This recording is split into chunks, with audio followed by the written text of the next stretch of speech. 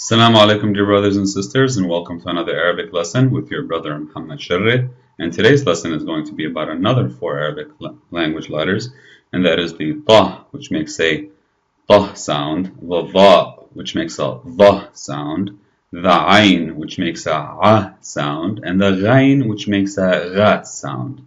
In the first column, you'll see how they're written in the beginning. The second column, you'll see how they're written in the middle, connected. And finally, in the last column, you'll see how they're written at the end of a word.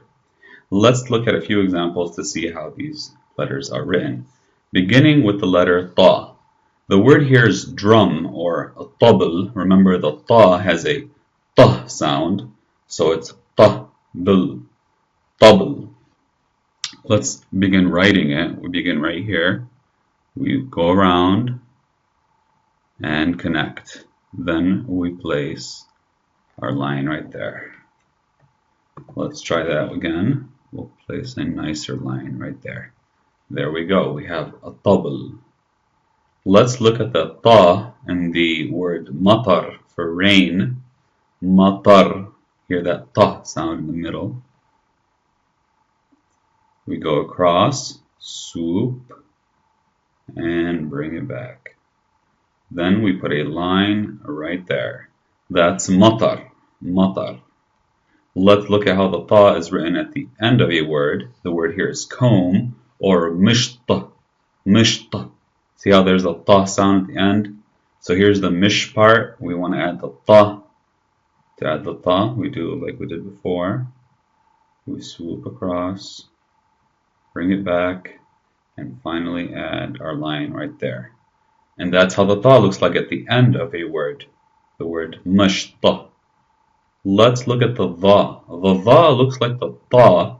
The only difference here is that it has a dot on top. So the word is envelope or dharf. Dharf. See how there's the dha sound in the beginning?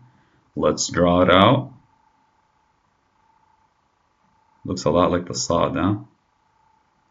The only difference is there's no little tooth, and there's a line right there. Of course, we shouldn't forget to put the dot on top. Now we have the word dharf, or envelope. Let's look at the dha in the middle of a word. Here the dha obviously is in the middle. The word is glasses, or nadhara, nadhara. See that dha sound in the middle? So let's join the dha to the noon.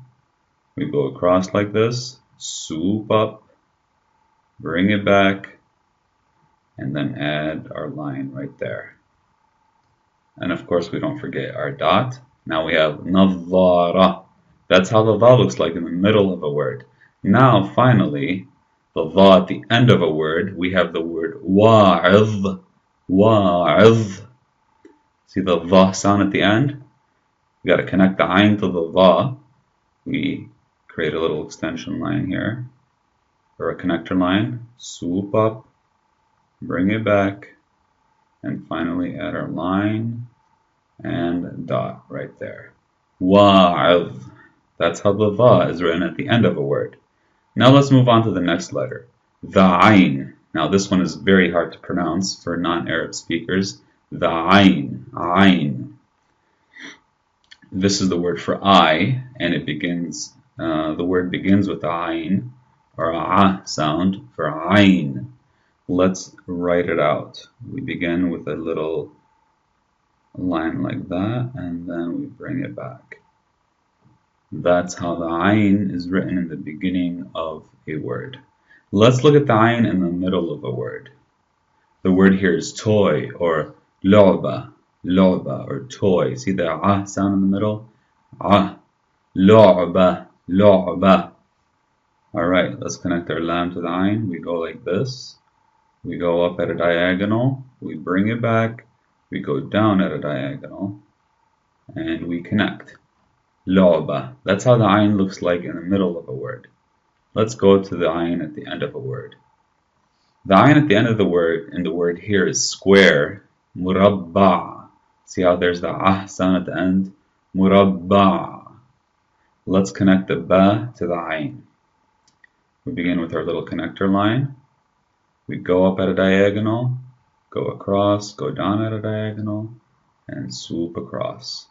And that's the ayn at the end of a word. Murabba.